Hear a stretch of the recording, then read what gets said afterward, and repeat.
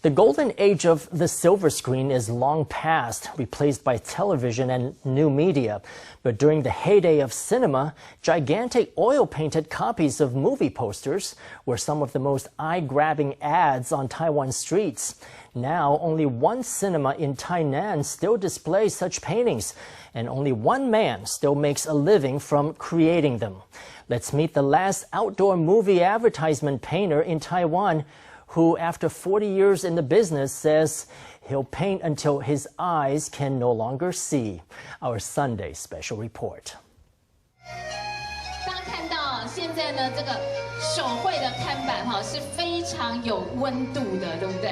January 2018, the Pingtung Tourism Film Festival.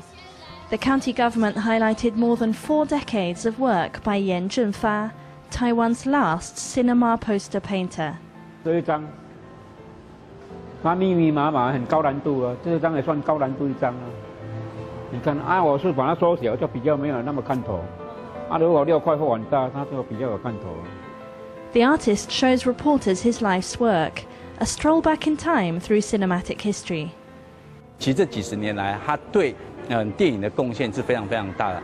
He's contributed so much to cinema over the decades. He may not be actually writing the scripts, filming, acting, or doing the lights, but what he's contributed to cinema and what he's done to promote film, it deserves an immense amount of respect.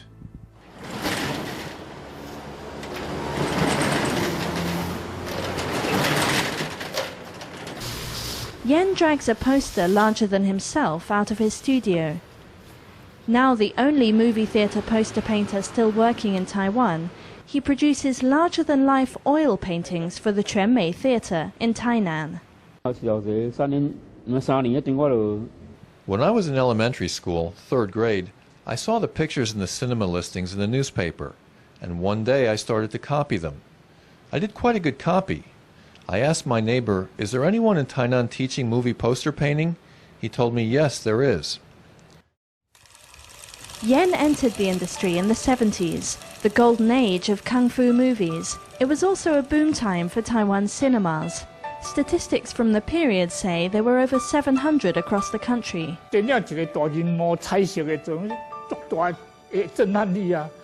Movies are on this giant screen, and they're in color.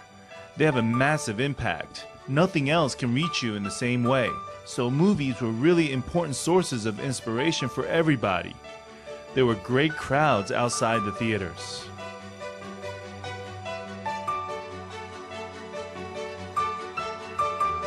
The cinema business thrived, and on streets across the country, hand-painted movie posters jostled to attract audiences' attention. The posters weren't all the same format. Sometimes they'd add props and tools to them, like neon lights, or there would be parts standing out. Incredible designs and shapes.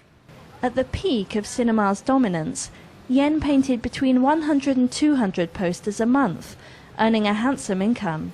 I got more than 100,000 NT my first month. After that, I'd get from 40,000 to 100,000 NT a month.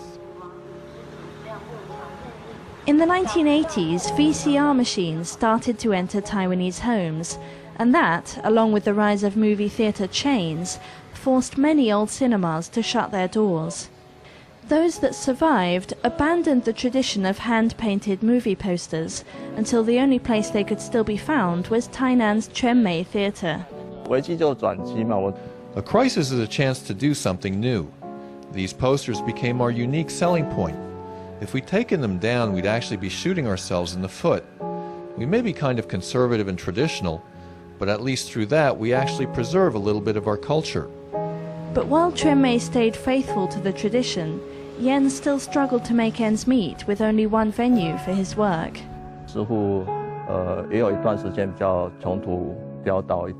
There was a period when he was pretty hard up and a bit down. Then I said to him, "Why don't I find some students for you?" So 4 years ago, Yan began to teach. His very first class attracted more than 30 students. Now he holds a fixed class every weekend. When you look at his work, it looks different from close up and far away. When he did his poster for Logan and it was hung up, passers-by said, "This isn't painted. It's a printed photo, right?"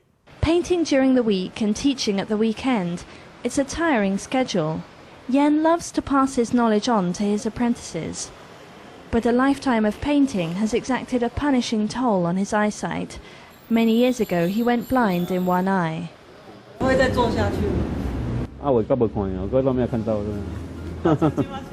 More than 4 decades after starting out, Yan has watched the heyday of painted cinema posters come and go, and seen many of his old contemporaries abandon the profession.